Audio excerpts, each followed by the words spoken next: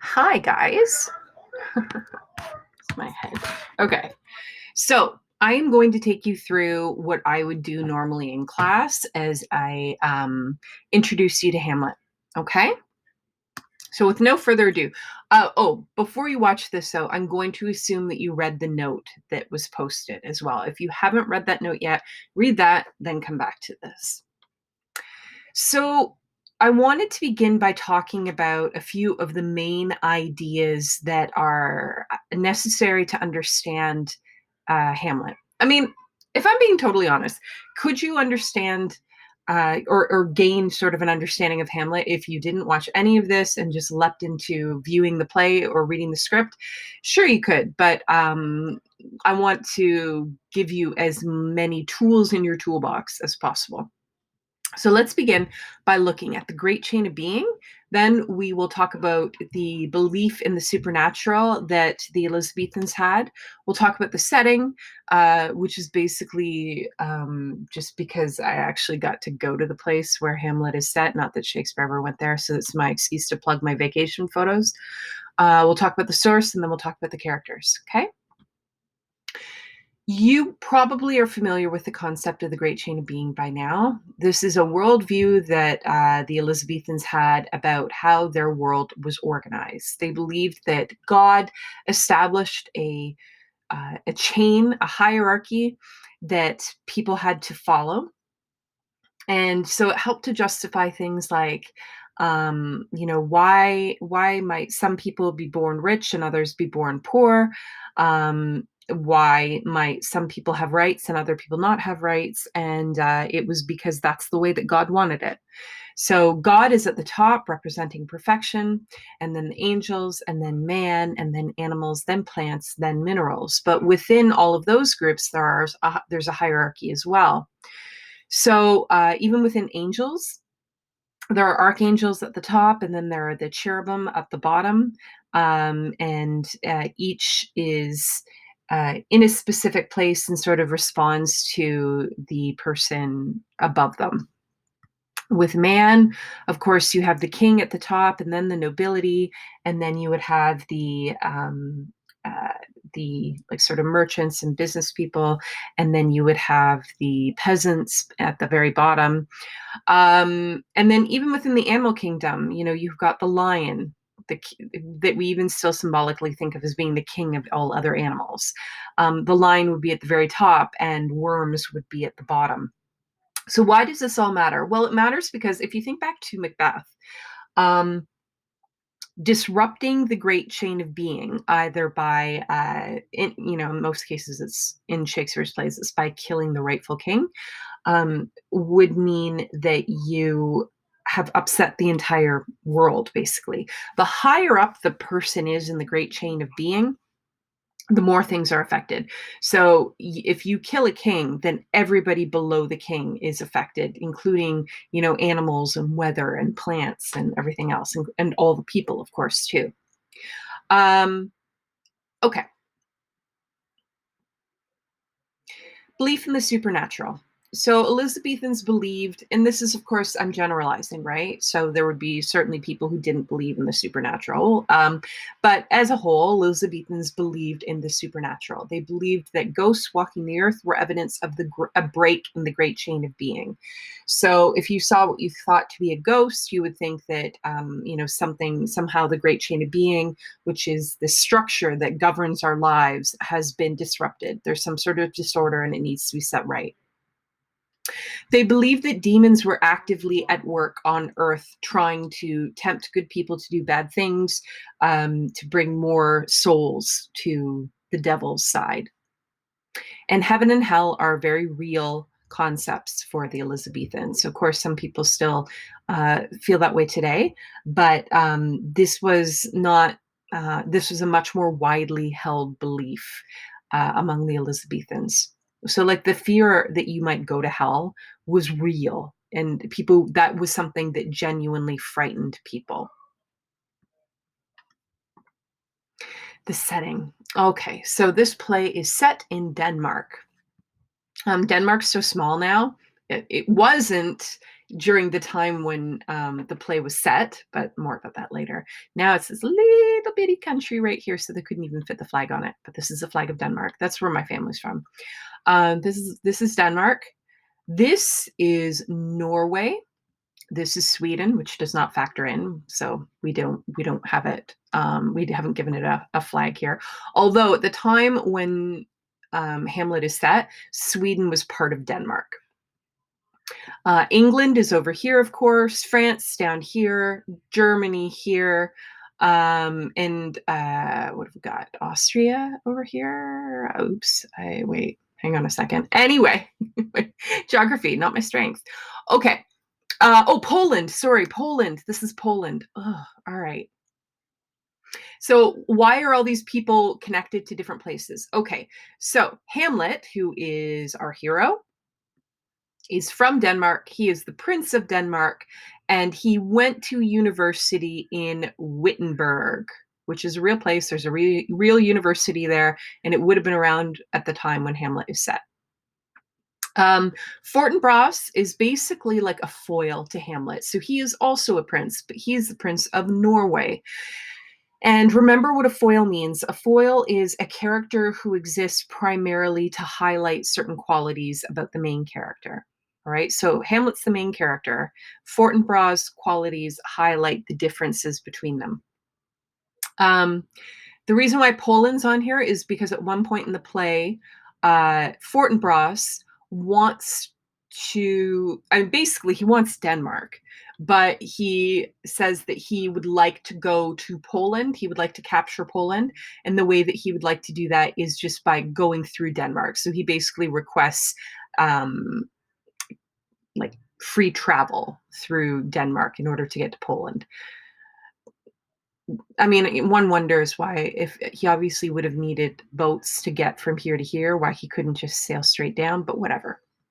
Okay, and then France is connected to Laertes. So Laertes is the son of Polonius. We'll talk about him later.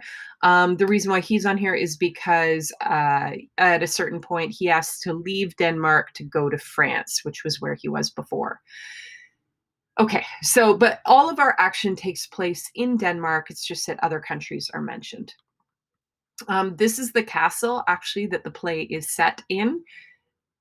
Shakespeare would have known about this castle, but he never would have visited it. But that hasn't stopped the tourism company within Denmark from capitalizing on all kinds of Shakespeare and Hamlet kitsch.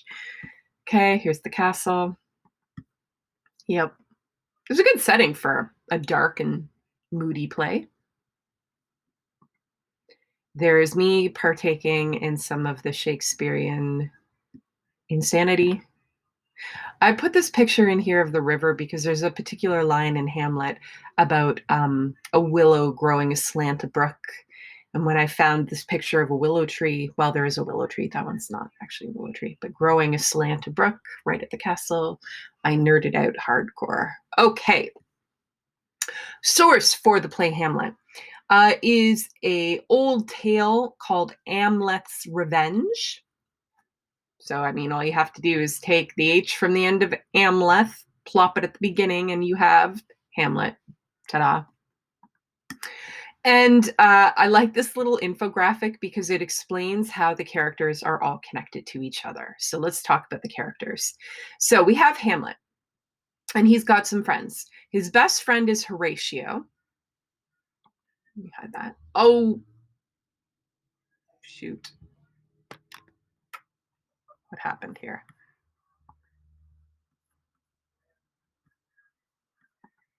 Okay, I'm so sorry. All right. His best friend is Horatio. He's got these childhood friends named Rosencrantz and Guildenstern. So Rosencrantz and Guildenstern are like buddies from when Hamlet was a little kid, or younger than that, maybe older than that. I don't know. It doesn't really matter. At any point, Horatio is like a good friend, whereas Rosencrantz and Guildenstern are, I compare them to being like, drinking buddies. Okay. There's no evidence for that. It's just, that's kind of the way I like to kind of conceptualize them. Hamlet has a girlfriend, for lack of a better word, named Ophelia. When the play begins, though, there's some suggestion that they had a relationship prior to the start of the play, but it might be on the outs. You don't really see much of them together as a couple in this play. Laertes is Ophelia's brother. Polonius is Ophelia and Laertes' father. Okay? Laertes does not like the fact that Hamlet and Ophelia have been spending time together, because Laertes doesn't think that this will ever become anything, and he's worried about Ophelia's reputation. Because remember, for a young woman in, oh gosh, anytime like 50 years before now.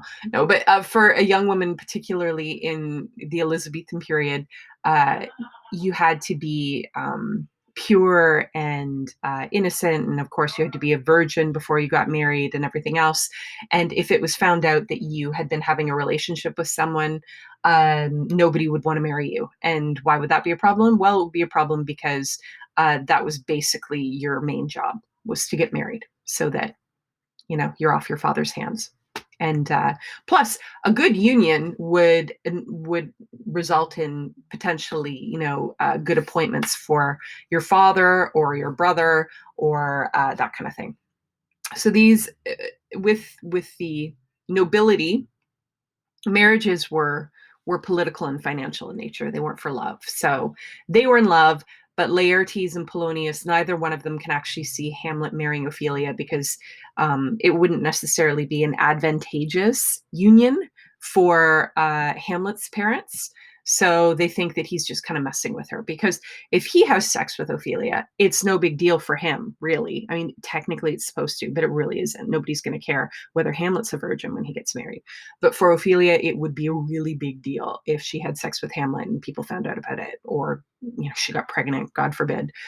Anyway, so that's kind of the situation there.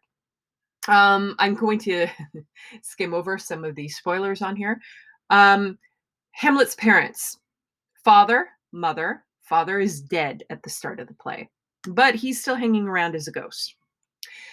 Hamlet has a stepfather who also happens to be his uncle, so it gets a bit complicated, I understand. So what happened was, Hamlet's father, who, just to complicate things, is also named Hamlet, dies prior to the start of the play. And just before the start of the play, Hamlet's mother, Gertrude, has remarried. Who did she marry? She married her brother-in-law, Claudius. Hamlet does not like this at all. He calls it incestuous, which it technically isn't. These two are not blood relatives, but it's still kind of icky. And it happened very quickly after old Hamlet died. And so Hamlet is really unhappy about this union, and thinks his stepfather's a creep, basically.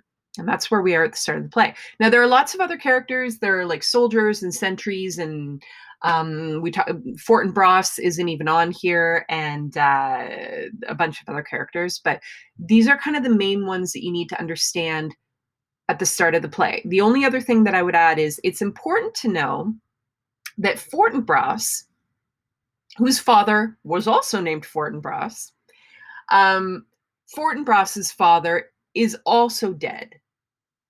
Who killed Fortinbras's father? That guy. And Fortinbras is not happy about it, obviously. Fortinbras, now seeing that old Hamlet is dead, would like to come to Denmark and take back the kingdom. Because basically what happened was, there was a battle between old Hamlet and old Fortinbras. Old Hamlet won, took a bunch of Norway's land, because that's just how they do things back then, and which would have lost some money and prestige and everything else. And now that old Hamlet's dead, young Fortinbras sees his chance. But young Fortinbras is not the king of Norway. He's Prince of Norway. His uncle is the king of Norway. So there are parallels here, right? So Hamlet's uncle is the king of Denmark right now. Fortinbras's uncle is the king of Norway right now. Hamlet's father is dead. Fortinbras's father is dead. And so it's important to know this, just because there's tension between Norway and Denmark as the play opens. All right, I do have a little thing here for some secondary characters. So we've got Rosencrantz and Guildenstern, right? Something that you need to know about them, and yeah, there are going to be some spoilers in here, and that's fine. They are Hamlet's friends, but they get called to court by Claudius and Gertrude to spy on Hamlet because Gertrude and Claudius are concerned about Hamlet's behavior. Osric is this character who comes in towards the end. He's a courtier. He's kind of obnoxious. He drives everybody crazy. Francisco, Bernardo, and Marcellus, these are sentries at Elsinore Castle. So they're the guys that patrol the battlements around the castle. Voltimand and Cornelius, they're ambassadors that get sent off to Norway, totally forgettable. Which I'm sure if you were an actor playing Voltimand or Cornelius, you wouldn't appreciate that comment. And then we have some grave diggers that come in later. They don't get names. They're here for some comic relief. Okay. Key ideas. So, one key idea in this play is nemesis. Nemesis is the idea that an act of evil brings about its own supernatural retribution, right?